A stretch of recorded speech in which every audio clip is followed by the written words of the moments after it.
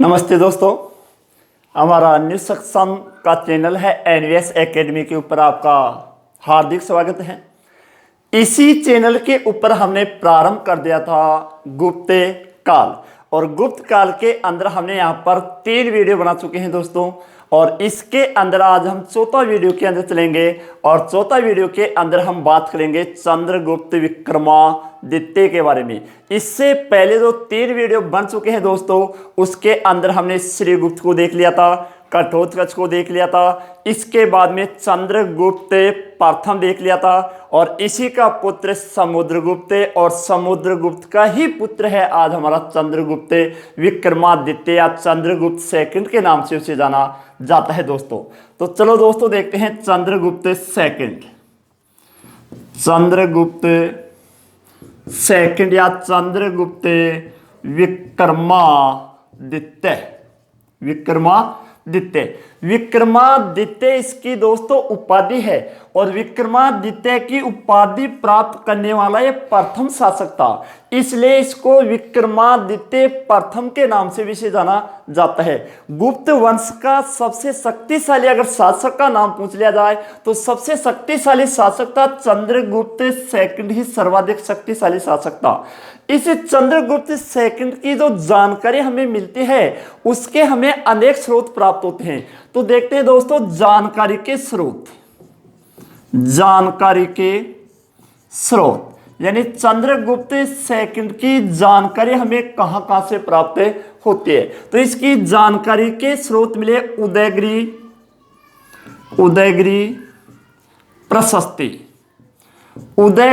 प्रशस्ति से। दूसरा मिलता है हमारे यहां पर महरौली अभिलेख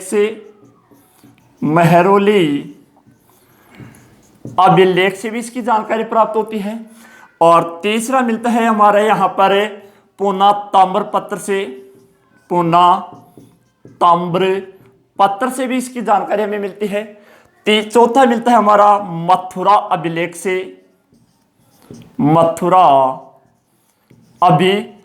से। और 5वीं जानकारी मिलती है देवी चंद्रगुप्तम।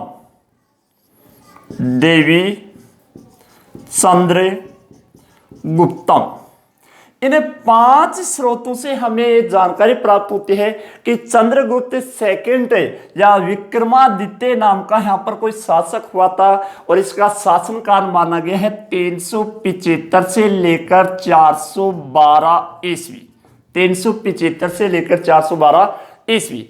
चलो दोस्तों एक बार हम देख लेते हैं कि जानकारी के स्रोत के लिखने वाले कौन थे, ये हमें कहां से प्राप्त हुए थे, और इसके बारे में हमें कुछ यहां पर देख लेते हैं दोस्तों। उदयगिरी प्रशस्ति का लेखक है वीरसेन था। उदयगिरी प्रशस्ति का लेखक कौन है? वीरसेन है। वीरसेन कौन था? हरिसेन का पुत्र था, जो हरिसेन समुद्रगुप्त के समय में था, जिसने प्रयाग प्रशस्ति लिखी थी, इसी का पुत्र है। हरिसेन का पुत्र कौन है? वीरसेन। और वीरसेन ने कौन सी प्रशस्ति की रचना की है? यहाँ पर उदयगिरी प्रशस्ति की रचना की थी। और ये वीरसेन संधि विग्रह के मंत्री था। किसका? चंद्रगुप्त सेकंड का। समुद्रगुप्त का संधि विग्रह के मंत्री कौन है दोस्तों? हरिसेन है। और चंद्रगुप्त सेकंड का संधि विग्रह के मंत्री कौन हुआ दोस्तों? वीरसेन है। और वीरसेन किसका पुत्र हुआ? हरिसेन का ये पुत्र था। दूसरी बात देखें तो दूसरा अभिलेख मिला था महरौली अभिलेख, जो वर्तमान में दिल्ली के पास में कुतुब मीनार के पास में स्थापित किया गया। पूना ताम्रपत्र, तीसरा है पूना ताम्रपत्र की रचयिता थी प्रभावती गुप्ता थी। और ये प्रभावती गुप्ता कुबेर नागा की पुत्री है, और कुबेर नागा चंद्रगुप्त सेकंड की क्या थी? पत्नी थी। तीसरी बात देखें मथुरा अभिलेख, काफी इंपॉर्टेंट ऐसे क्वेश्चन बन चुका है दोस्तों। मथुरा अभिलेख में पहली बार गुप्त संवत का उल्लेख किया गया है। देखो दोस्तों, गुप्त संवत प्रारंभ किया था चंद्रगुप्त प्रथम ने, सेकंड ने नहीं। गुप्त संवत प्रारंभ किसने किया था? चंद्रगुप्त सेकंड ने प्रारंभ किया था। और ये कब प्रारंभ किया था? 319 ईस्वी के अंदर। लेकिन गुप्त वंश को पहली बार लिखाया किसके द्वारा गया था? चंद्रगुप्त सेकंड के द्वारा। और ये मथुरा अभिलेख के अंदर लिखाया गया था। कई बार क्वेश्चन आता है मथुरा अभिलेख किस गुप्त संवत का है? तो मथुरा अभिलेख 61 गुप्त संवत का है। अर्थात अगर सन की बात करें तो ये 380 का हुआ, 380 ईस्वी का हुआ। क्यों हुआ 380 का? क्योंकि 319 के अंदर अगर हम 61 प्लस करते हैं तो कितना आता है? 380। अगर हमसे क्वेश्चन पूछ लिया जाए कि मथुरा अभिलेख कौन सा गुप्त संवत का है, तो 61 गुप्त संवत का है। अगर ईस्वी के बारे में पूछेगा तो ईस्वी हमारे यहां पर कौन सी होती है? 380 ईस्वी के अंदर मथुरा अभिलेख की रचयिता था। 34 अगर हम यहां पर देखें कि देवी चंद्रगुप्तम, ये एक पुस्तक है दोस्तों। और ये पुस्तक है विशाखा दत्त की। विशाखा दत्त की दोस्तों यहां पर दो पुस्तकें, एक तो कौन सी है? देवी चंद्रगुप्तम, और दूसरी है मुद्रा राक्षस। काफी इंपॉर्टेंट क्वेश्चन देखना दोस्तों यहां से। विशाखा दत्त की पुस्तक कितनी है? यहां पर दो पुस्तक हैं, देवी चंद्रगुप्तम और एक पुस्तक कौन सी है? मुद्रा राक्षस। देवी चंद्रगुप्तम से किस वंश की जानकारी प्राप्त होती है? तो गुप्त वंश की जानकारी कौन सी पुस्तक से हो रही है? देवी चंद्रगुप्तम से। अगर इसे यहां से क्वेश्चन पूछ लिया जाए कि मौर्य वंश की जानकारी हमें कौन सी पुस्तक से प्राप्त हो रही है, तो मुद्रा राक्षस से हमारे यहां पर मौर्य वंश की जानकारी प्राप्त होती है।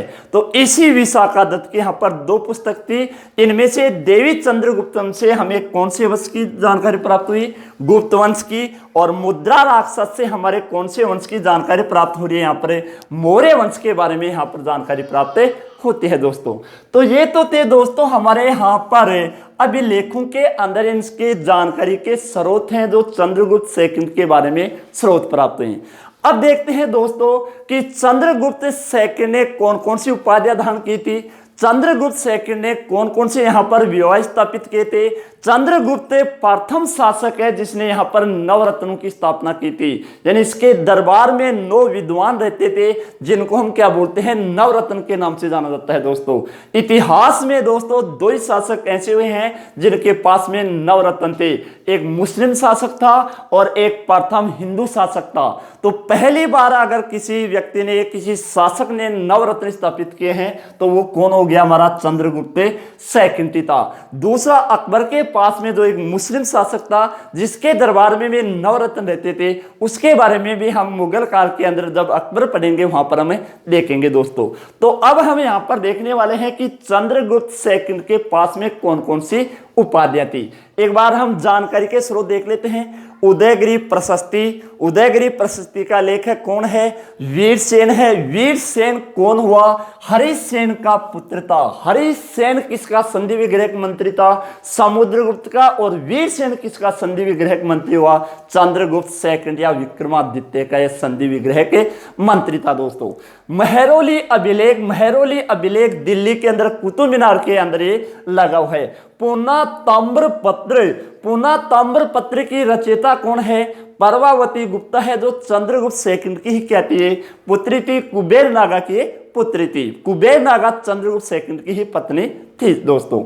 तीसरी बात, मथुरा अभिलेख पहली बार गुप्त संवत का उल्लेख हुआ है तो मथुरा अभिलेख में किया गया था। और यह मथुरा अभिलेख गुप्त संवत 61 का प्राप्त हुआ था हमें। और तीसरी बात है, देवी चंद्रगुप्तम से हमें कौन से वंश की जानकारी प्राप्त होती है? गुप्त वंश की। मुद्रा राक्षस से हमें कौन सी वंश की जानकारी प्राप्त होती है? यहां पर मौर्य वंश की। और इन दोनों पुस्तकों का रचयिता कौन था? विशाखा दत्त था दोस्तों। अब देखते हैं चंद्रगुप्त सेकंड ने कौन कौन सी उपाधियां यहां पर धारण की थी, उसके बारे में हम दोस्तों चर्चा करते हैं। चंद्रगुप्त विक्रमादित्य या चंद्रगुप्त सेकंड के उपनाम, कई बार क्वेश्चन आता है यहाँ पर दोस्तों उप नामों से संबंधित। देख तो 5-7 इसके उपनाम है। देवराज, देवगुप्त, सकारी, विक्रमादित्य,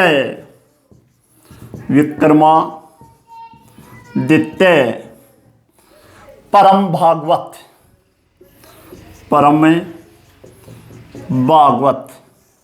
और देवश्री।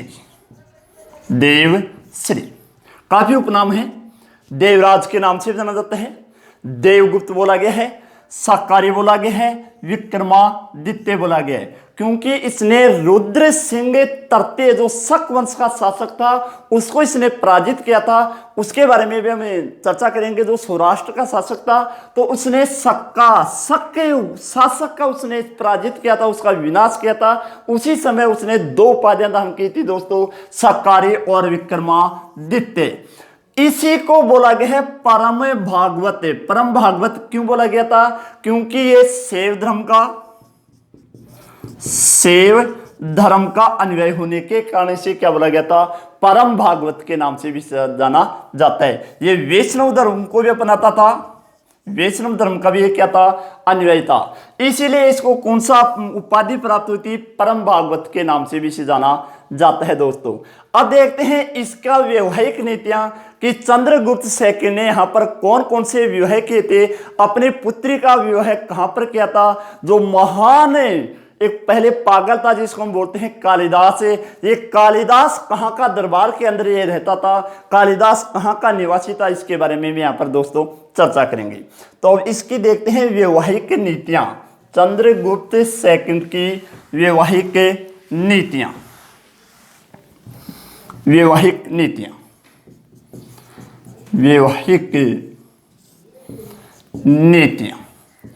चंद्रगुप्त सेकंड ने यहां पर कुल 2 विवाह किए थे।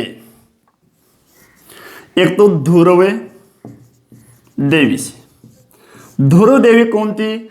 इसी का बड़ा भाई था रामगुप्त, जिसके बारे में हमने पिछले वीडियो के अंदर हमने इसके बारे में हम चर्चा की थी। तो प्रथम विवाह किया था इसने ध्रुव देवी से। दूसरा विवाह किया था इसने नाग वंश की राजकुमारी थी कुबेर नागा से। इसी कुबेर नागा की पुत्री थी कौन है? प्रभावती गुप्ता थी। और इस प्रभावती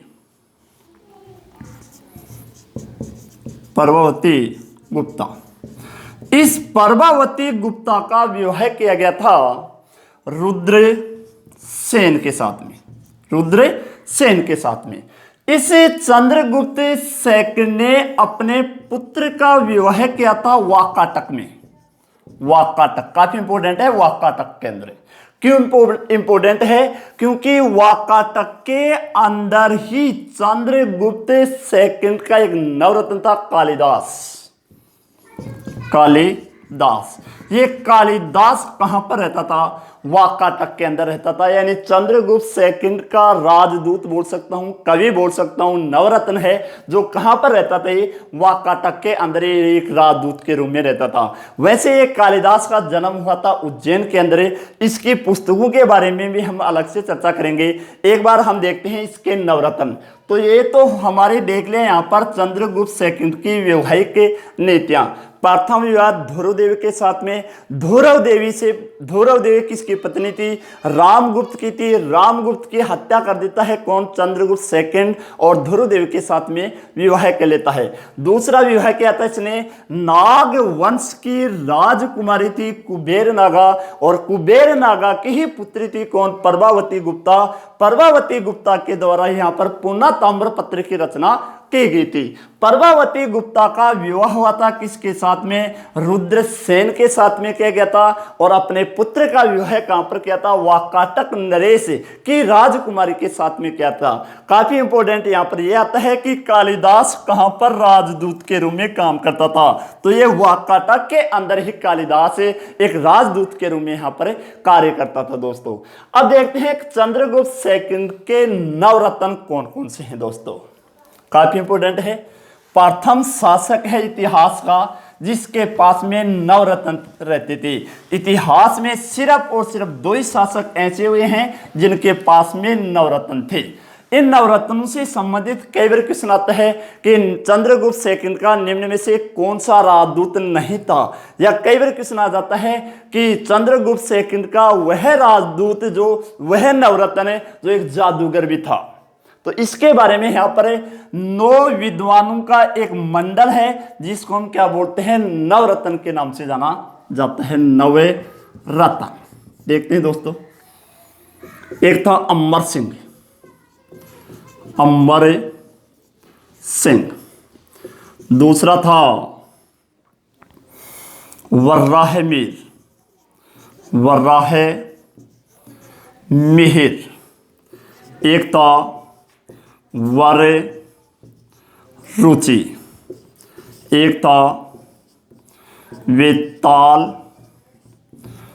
भट्ट, वेताल भट्ट। एक था शंकु। एक था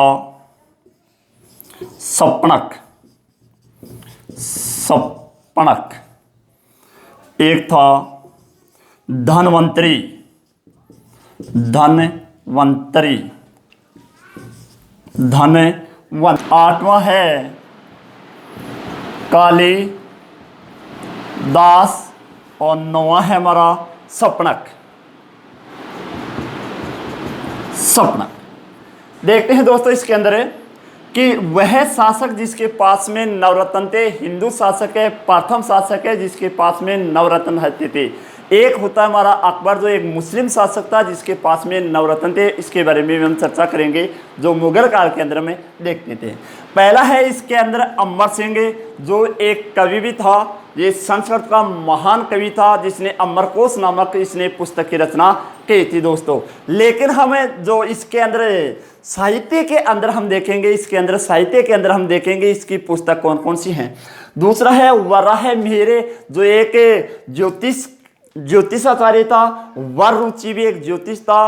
बेताल भट्ट, बेताल भट्ट एक महान जादूगर था, जादूगर था दोस्तों। यानी चंद्रगुप्त सेकंड का वह नवरत्न जो एक महान जादूगर था, तो एक महान जादूगर कौन था, बेताल भट्ट। सपणक भी यहाँ पर एक शास्त्राचार्य था।